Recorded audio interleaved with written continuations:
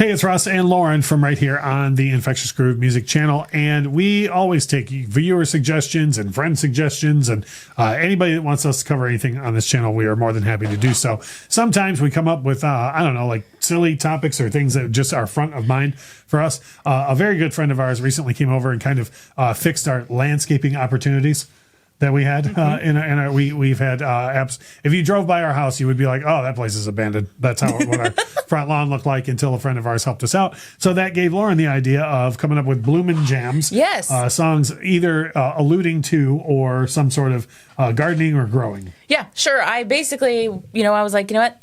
These songs mention plants, and they're songs that I like, so we are going to talk about them. Mm-hmm. Why not, right? So it should come as no surprise that I will mention Roy Wood any chance that I get. You do. And so the first track on here is a track from by The Move called Flowers in the Rain.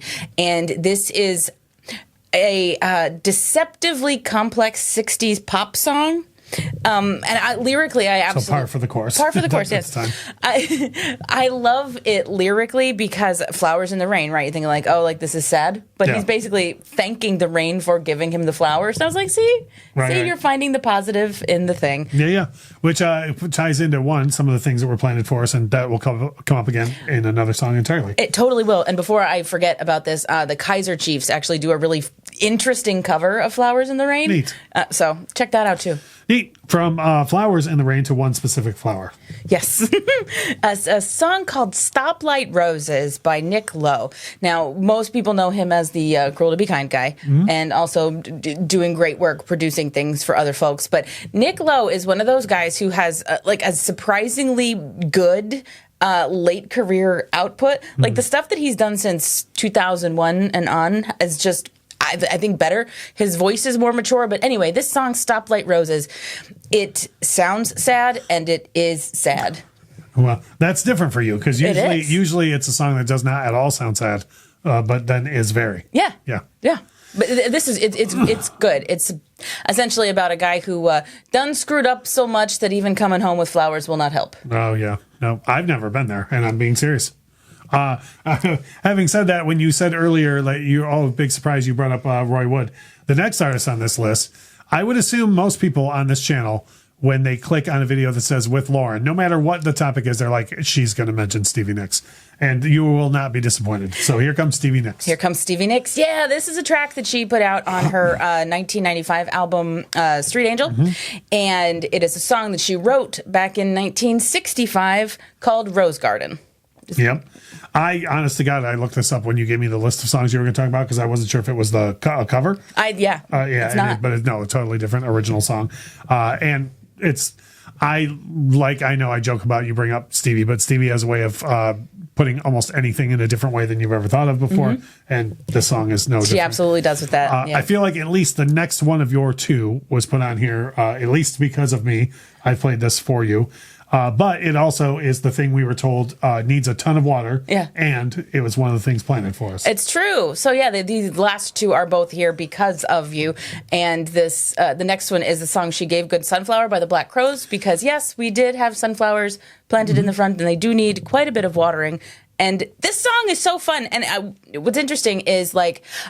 Until you had started playing like some real like Black Crowes stuff for me, I knew the hits. I knew what most people know. So I don't think I had heard this song until you played it for me. Most people haven't. This wasn't even a single. There were some mild hit singles off of their third record, but this was not. And this song for me, the reason why I always play it for anybody is because if all you know off the first record is the singles, or there's a huge swath of Black Crowes fans that know the singles off the first record, and then they think the second record is brilliant, and then they just kind of like fell off a cliff after and the third record and the fourth for that matter, I think are as good or better than the second one.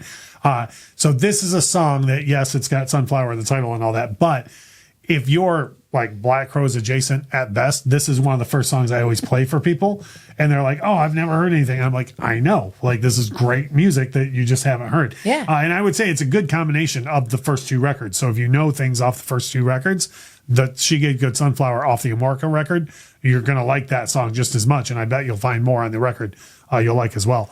So we're going to round things out with, now this is a cover of a very famous song. And I don't even know if you did this on purpose, but it comes from an album that is all about the artist's son growing up.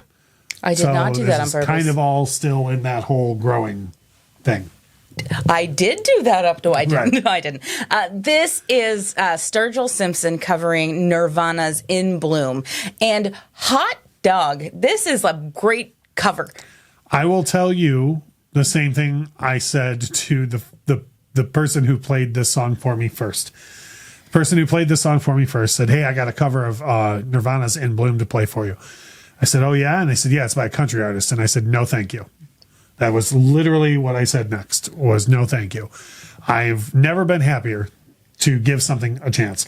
First of all, the song I would never classify as country. Mm-hmm. It's, I don't know, it's everything but. It's swing. It's got orchestra. It's got horns in it. It's got, it's everything that the original version of In Bloom, which I love, isn't.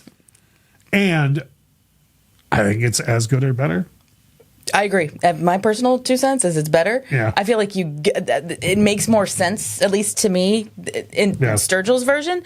And I love knowing that this exists because I like having this in my back pocket for if anybody's ever like, play me something I've never heard before. I'm like, hey, here you go. Yeah, now I can play something you've never heard before.